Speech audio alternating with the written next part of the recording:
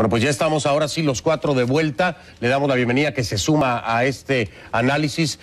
José Vicente Carrasquero, analista político y profesor en ciencia, que ya está con nosotros. Continuamos también con Alberto, que ya estaba, usted lo vio desde el inicio del programa.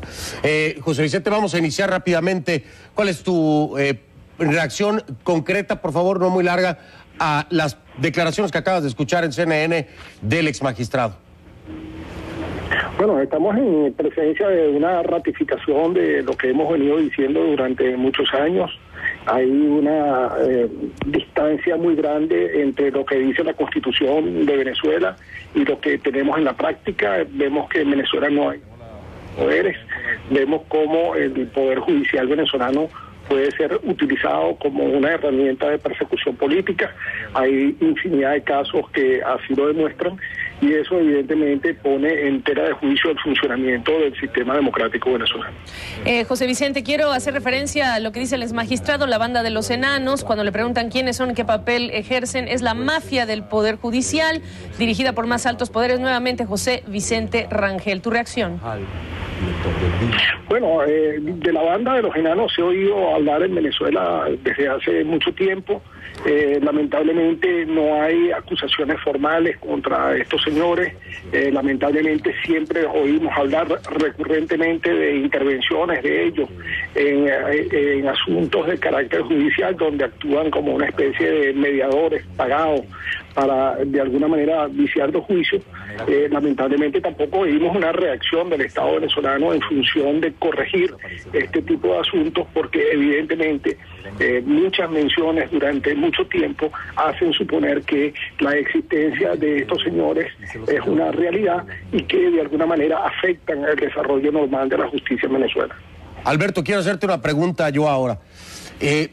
¿Por qué traer al plano a la oposición venezolana? Estás hablando, porque lo mencionaste antes de ir a la pausa, estás hablando de dos exmagistrados que eran oficialistas o chavistas, como los quieras llamar, y que uno es aponte a ponte, obviamente, y bueno, el tema es este. Son dos que nunca han pertenecido a la oposición, que no se sumaron a la oposición, simple y sencillamente dejaron de ser chavistas u oficialistas. ¿Qué tiene que ver la oposición en esto? ¿Por qué siempre en el discurso de ustedes, los chavistas, tiene que aparecer la oposición? ¿Cómo la justificas o cómo es la conexión que tú haces? Porque no la entiendo, Alberto.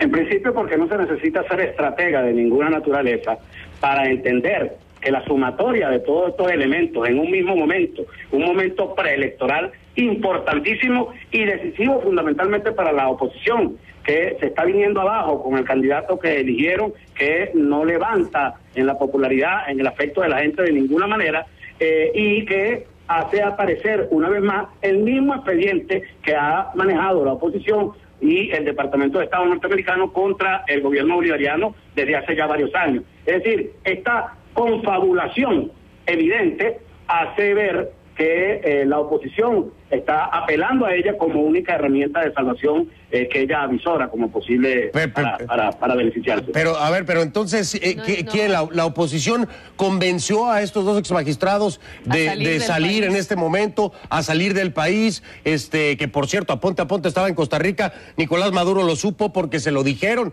en Cartagena y no tomaron cartas en el asunto con la Interpol. ¿Cómo es esto? Porque no entiendo el funcionamiento. Es decir, es fácil decirlo, pero la vinculación, ¿dónde está concretamente? ¿Convencen a dos exmagistrados del chavismo para salir en este momento porque vienen las elecciones? ¿Quién, cómo, dónde? ¿El Departamento de Estado los convenció?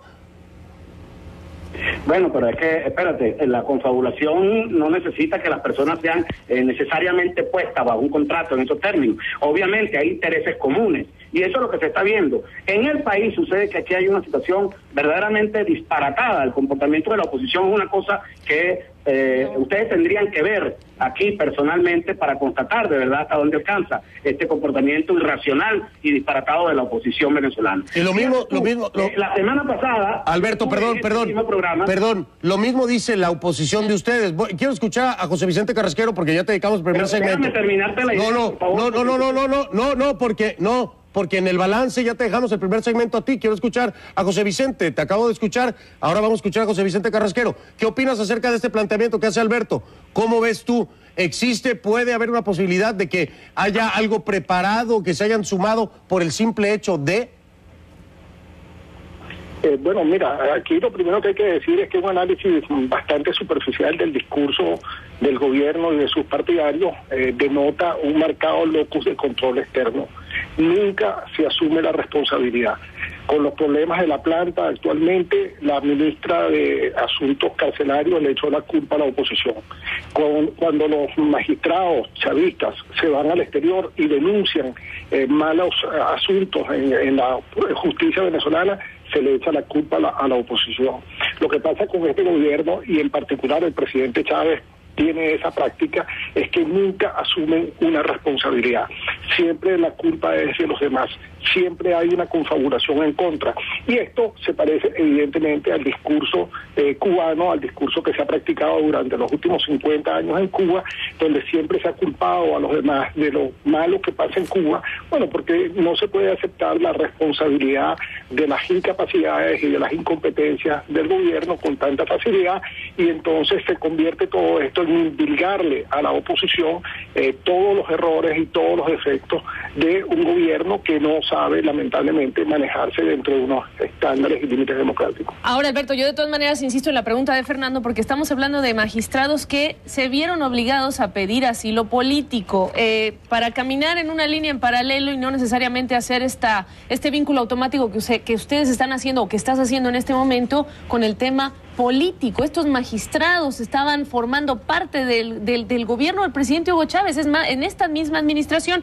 ¿Por qué necesariamente hacer este vínculo político cuando se trata de funcionarios que han estado leales a este país, a Venezuela, y hoy se ven obligados a salir de su país a pedir asilo político?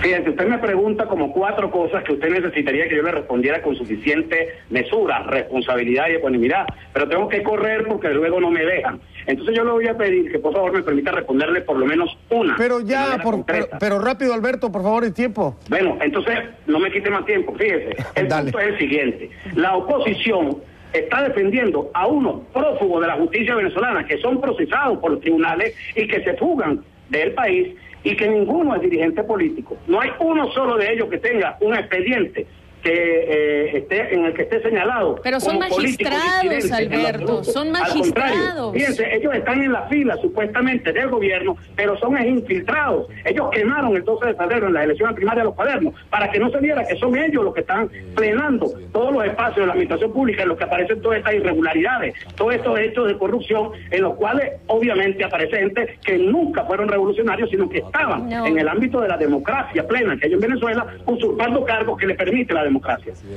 Pero son magistrados. Son magistrados haciendo denuncias. Son magistrados corruptos, corruptos. Haciendo denuncias. El gobierno los está persiguiendo y la oposición los defiende. Haciendo denuncias en el exterior de presuntas cadenas de corruptela en donde vinculan a funcionarios del gobierno del presidente Hugo Chávez como parte de esos corruptos. ¿Por qué esto no tiene cabida dentro del sistema político? Está haciendo la denuncia en un canal de uno de los fugados, está haciéndolo junto con otros magistrados fugados del país, están confabulados para generar esta situación que llegue a que ustedes consideren que es una joya periodística, lo que en periodismo se conoce en verdad como un refrito, una cantidad de documentos insustanciales, sin fundamento, y que ustedes colocan como que si fuera la gran verdad en un momento determinado. Llegamos al punto de la síntesis y en la apreciación, pues no fuimos Gabriela y yo, que quede claro. Es un reportaje que se presentó y una entrevista. Aquí no se le dio ningún calificativo en conclusiones. Ni Gabriela ni un servidor, así que cada quien en su casa. Pero tampoco. Aquí se le da la oportunidad a ustedes, dos caballeros. Un periodista de CNN que era ahora lo dijiste bien, es diferente. Lo cierto es que debemos también dejar constancia que a Alberto le dimos una gran parte del primer segmento. No dejamos suficiente tiempo a Vicente Carrasquero hablar con con nosotros, pero está consignado el tema, Fernando. Sí, vamos a tener que seguirlo tratando y de todas formas, de nueva cuenta, se da el espacio con cualquier choque de opiniones, como diría Juan Carlos, pues sí. hay espacio para hacerlo y agradecerles a los dos caballeros. Alberto, muchas gracias. José Vicente también. Gracias a ustedes. Muy amables a los dos. Gracias Lo por su repetimos tiempo. próximamente. Gracias a ambos. Cómo no, con gusto.